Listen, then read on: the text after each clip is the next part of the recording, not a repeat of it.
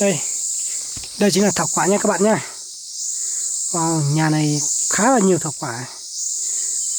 Nhà này nó ra đây được hơn tuần rồi chưa được về. Giờ thì thảo quả vẫn còn thế này thì bao giờ mới được về đấy nha mẹ. Không thể nào mà hết được. Quá nhiều. Đây chính là thảo quả nhé. Anh em nào mà chưa từng thấy thảo quả thì thảo quả nó trông như này nha.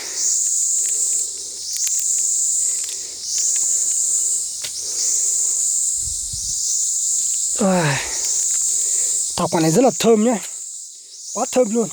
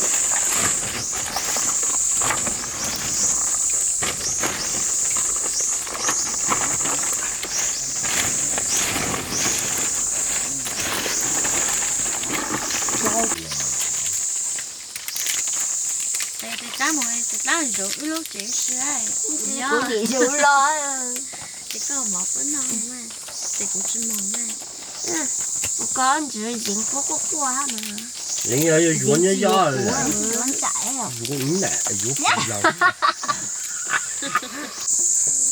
bố mày cận lên dốc nó có một cái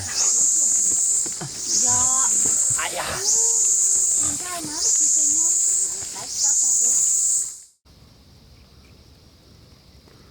Đây người anh em nằm mải quay video.